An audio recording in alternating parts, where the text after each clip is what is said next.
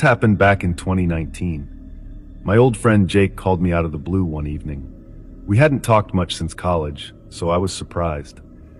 Turns out he was getting married in January, and he wanted to do a sort of pre-wedding reunion with all our friends from middle school. He'd found this isolated cabin in the mountains. No distractions, no city noise, just a chance to reconnect before his big day. I still remember how excited we were.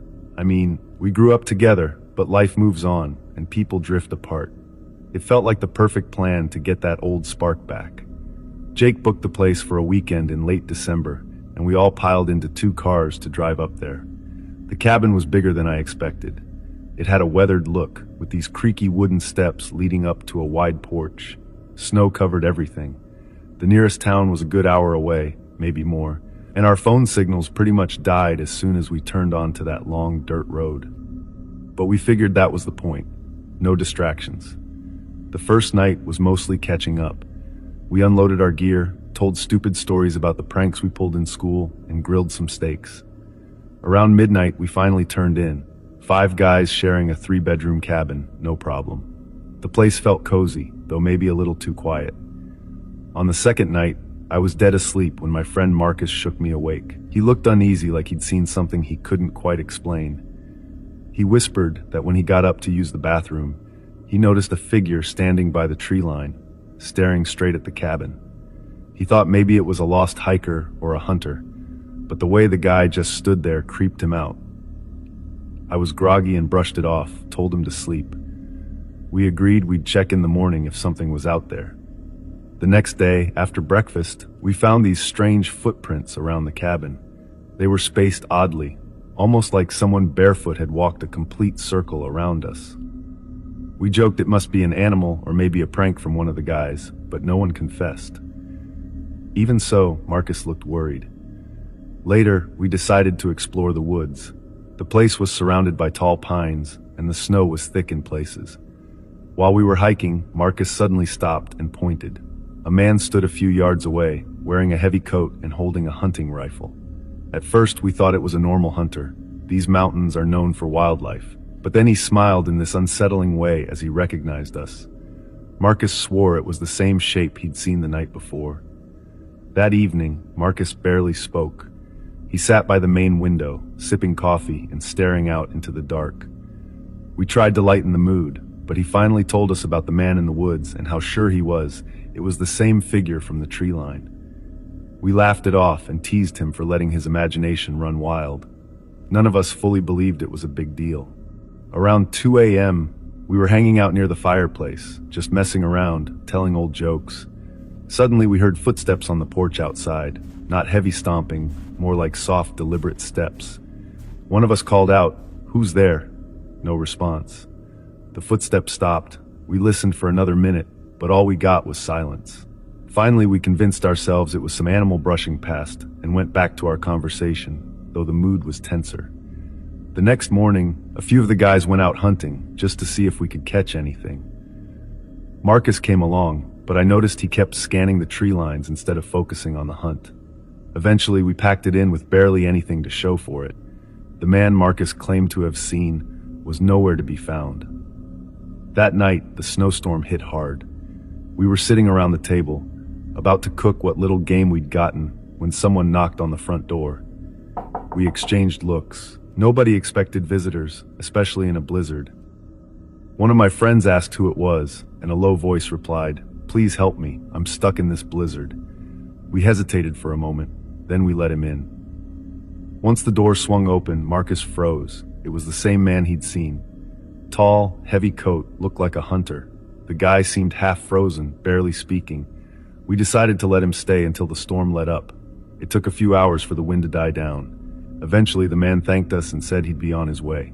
We were relieved to see him go, but then, maybe 10 minutes later, we heard knocking again. Same spot. My stomach turned. Why would he come back? We opened the door, and there he was. Gun in hand, aimed right at us.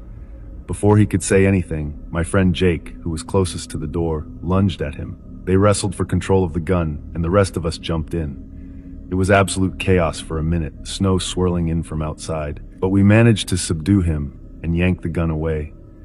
We called the local police, who arrived in a squad car that looked like it had struggled up those icy roads. They arrested the man, but they wouldn't give us a straight answer about who he was or what he wanted. One officer just said, "It's better you don't know." That line has stuck with me ever since.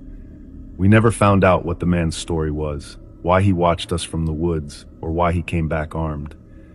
Part of me wonders if he was even alone. Maybe there were more footprints we just never saw. We left the next morning, cutting our trip short. Jake got married a month later, and none of us have spoken about that night since. It's like we silently agreed it was best left alone. But every so often, I catch myself thinking about the moment he first appeared in our doorway. The quiet smile he gave in the woods, the footprints around the cabin, it all feels like a question we never answered. Before we dive into the next story, if you're visiting our channel for the first time, don't forget to hit the subscribe button and turn on the bell icon to stay updated with our upcoming scary stories.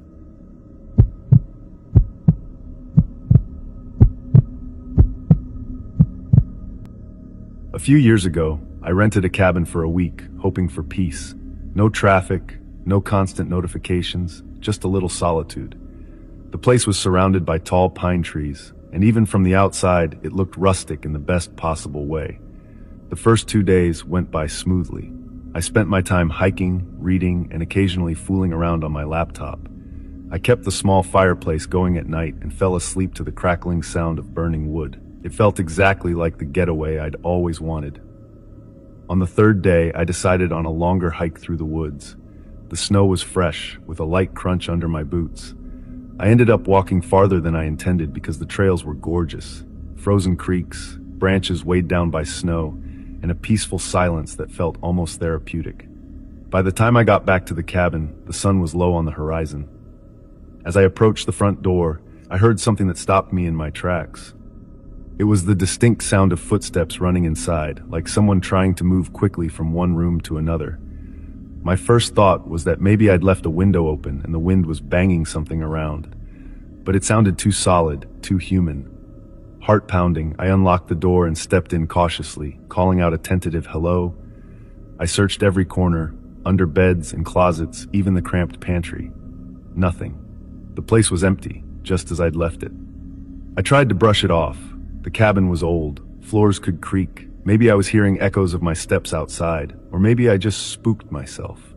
I forced myself to forget about it and settled in for the night. The next day, I lounged around in bed for a while, catching up on some work emails. The late afternoon light was streaming through the windows when I heard it. The front door's hinges gave a long, drawn-out creak. My stomach flipped. Someone was at the door. Or worse, coming inside. Without thinking, I locked my bedroom door. I pressed my ear to it and listened. Footsteps again, but this time they seemed slower, accompanied by the faint buzz of voices. More than one voice, at least 2 or 3. They were talking in hushed tones, indistinct but undeniably there. I stood there, body tense, until the sounds faded. After some time, I opened my bedroom door to check. The front door was still locked from the inside, and all the windows were shut. There was no sign anyone had entered, yet it felt impossible to deny what I'd heard. Still trying to rationalize, I opened the cabin door and stepped outside. Right away, I saw footprints in the snow. Fresh ones, leading away from the cabin and into the forest. What unsettled me most was how shallow they were, almost like someone had walked barefoot without sinking in too deeply. In that temperature, walking barefoot through the snow seemed impossible. I followed them for a bit, wanting answers, or at least some explanation. The trail led deeper, and soon it wasn't just one set of footprints. I counted multiple paths branching off like a small group had split up. Then, right ahead of me, I spotted 3 people standing still, each wearing a dark hood. They didn't react when I called out. They just turned and walked away, disappearing deeper into the woods. I stood there for a moment, stunned. Nothing about this made sense. They hadn't threatened me, but the whole thing felt very wrong. I rushed back to the cabin, mind racing about calling the police. But what would I say? I heard footsteps and saw 3 hooded figures. Hardly definitive proof of wrongdoing. Maybe they were hikers, albeit strange ones, or locals out for a walk. By the time I tried to settle in for the night, I was on edge, expecting to hear footsteps or voices again. Oddly, nothing happened. The next morning, I decided to give the place a thorough check. That's when I noticed a corner of the living room rug slightly curled up. I pulled it back and discovered a small door in the floor, an old hatch leading to a cramped, unfinished basement. It was dark and musty, the kind of place no one would want to spend much time in. Yet the moment I shone my flashlight down there, I saw an old mattress on the floor, surrounded by crumpled food wrappers and discarded clothes. Someone had been living beneath my feet. That night, I barely slept. Around midnight, I heard a soft shuffling sound below the floorboards. It made my heart pound so loudly I thought it might burst. I didn't dare investigate on my own. I waited until dawn, mustering up courage before venturing into the living room. The hatch door was slightly ajar, like someone had opened it from below. That was enough for me. I called the local police immediately. 2 officers arrived, and I explained everything to them, about the footsteps, the voices, the footprints in the snow, and the hidden basement. We went down there together. The stench was stronger than before, stale sweat and damp earth. We discovered another door on the far side of the basement wall, leading outside. It was a makeshift exit. If anyone had been down there, they were gone now. The fresh footprints outside suggested they'd fled into the woods. The police didn't find any conclusive evidence of a crime, but the fact that someone, or several people, had been secretly living in that basement terrified me more than any ghost story. The officers told me they'd keep an eye out for suspicious activity in the area, then suggested I pack up and head home if I felt unsafe. I didn't need convincing. I left that same day. The drive back to my apartment was a blur, my mind racing with questions. Were those hooded figures the ones living under the cabin? How long had they been there? And most unsettling, what would have happened if I hadn't realized they were inside until it was too late? I've thought about it every night since. I still wonder if they watched me from the cracks in the floor and listened to me walking above them while they bided their time. Part of me is relieved I never found out the full truth. But another part of me can't shake the feeling that I only scratched the surface of something much darker, and that whoever was down there isn't done creeping around cabins in the woods.